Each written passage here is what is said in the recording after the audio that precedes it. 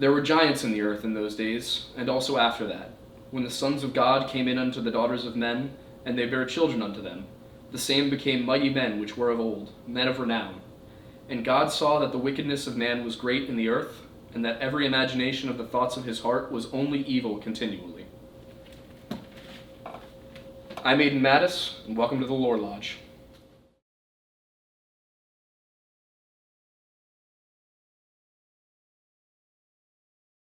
Today on the Lore Lodge, we're going to be talking about something that I've coined the Flesh Pedestrian.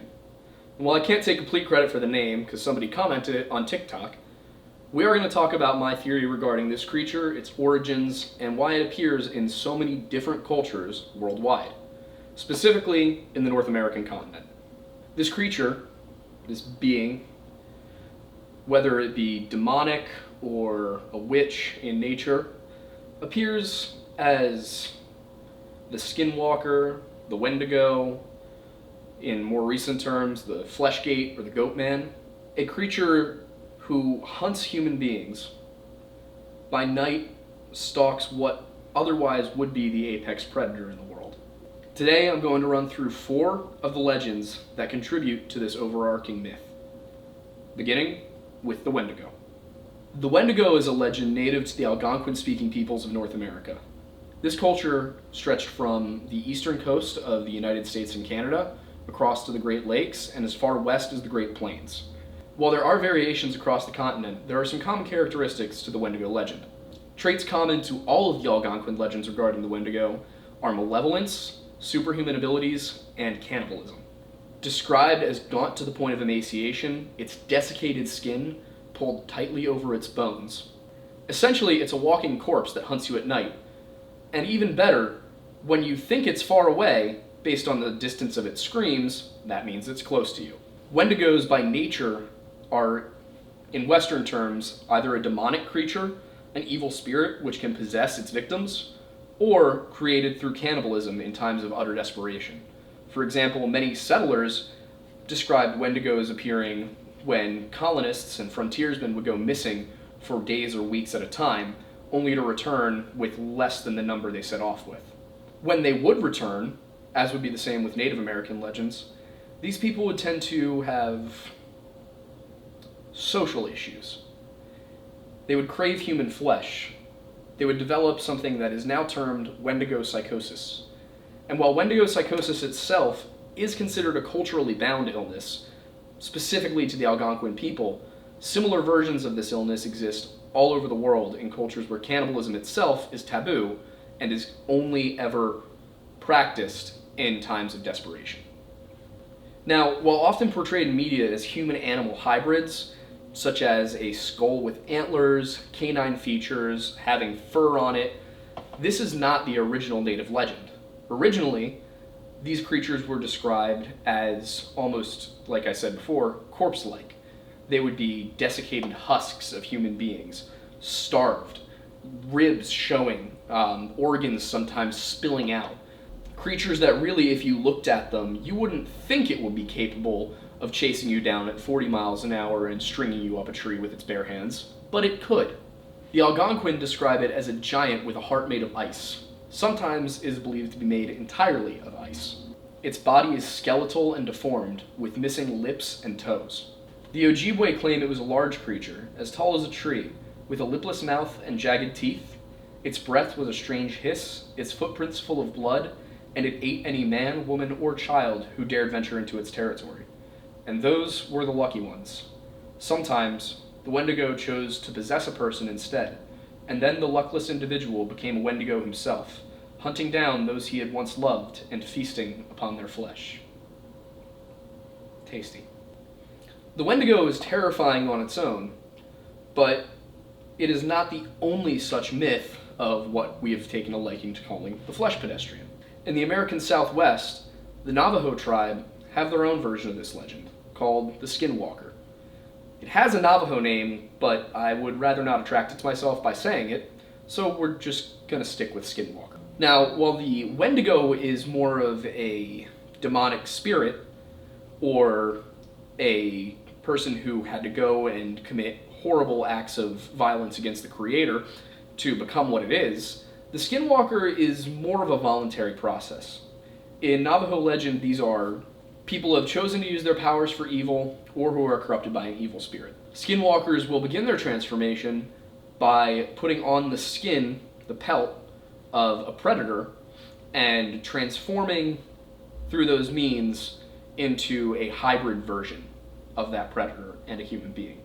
People will report skinwalkers tapping on the windows of their cars while they're driving at 70 miles per hour down the highway at night, which I gotta say is utterly terrifying. If that happened to me here in Pennsylvania, I would probably just drive off the nearest cliff.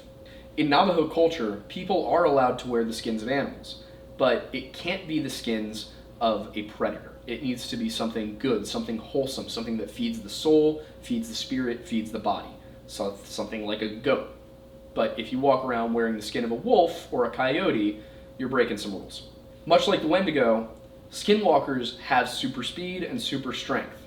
They also are known to have the ability to astral project, which again, utterly terrifying.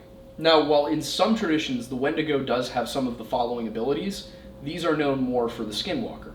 The ability to control the actions of others, to read minds, to implant thoughts, essentially to manipulate their victims, not just by driving them crazy with your average running around in the forest and freaking people out, because let's be real, humans don't like to be chased around the forest. That'll drive you pretty crazy and put your fight or flight instincts on just like that.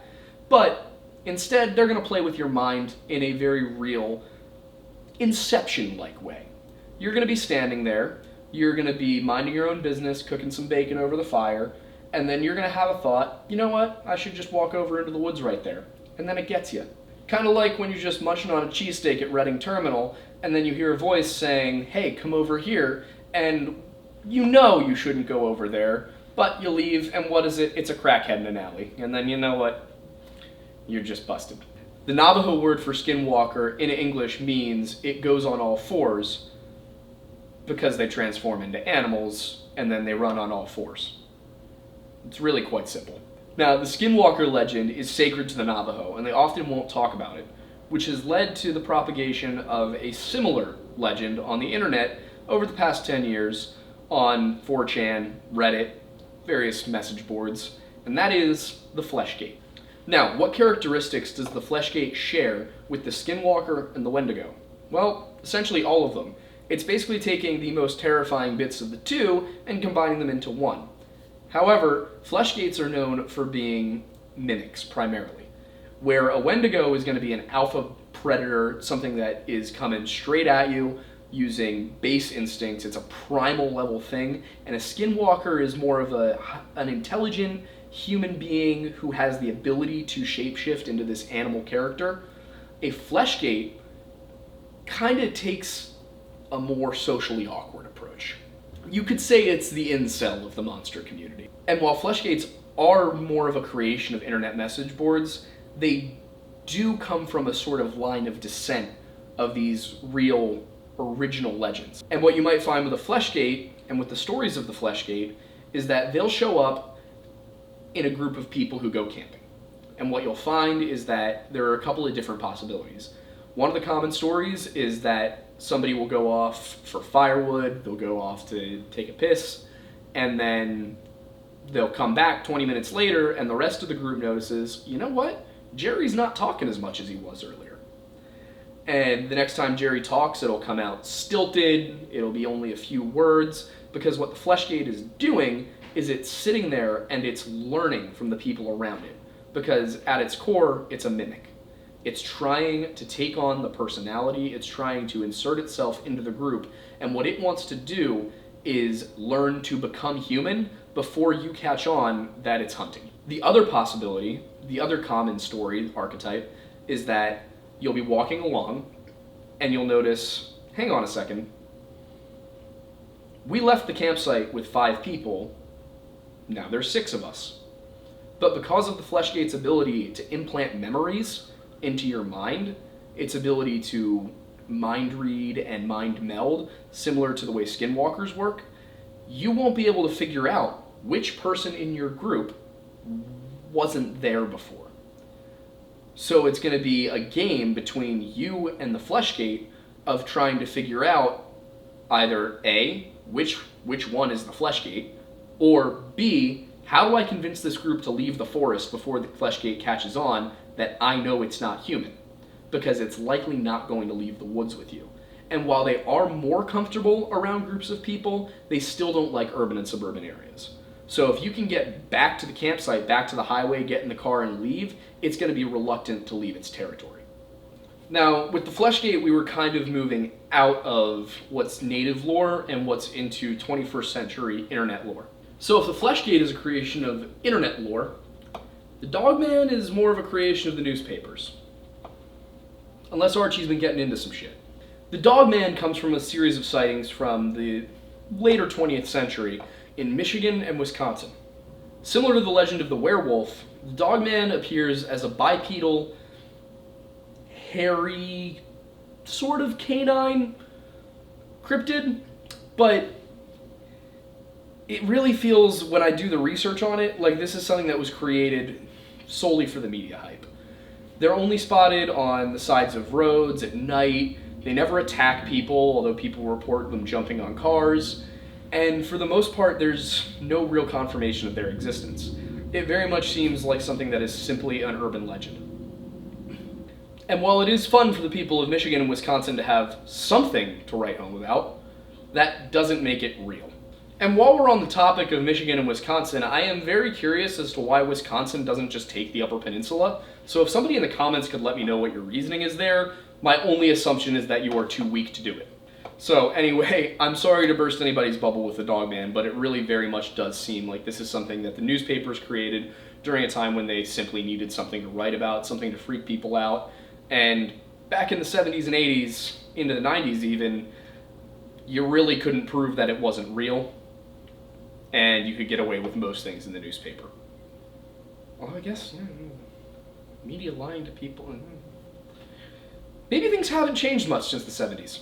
Anyway, this video is getting a little bit long, so I'm going to cut it off here. But point of the matter is, there's a lot of lore out there about the Flesh Pedestrians. There's a lot of lore about the Skinwalkers, the Wendigos, all of that. And I hope you enjoyed this video. Once again, thanks for showing up to the Lore Lodge. I'll see you next time.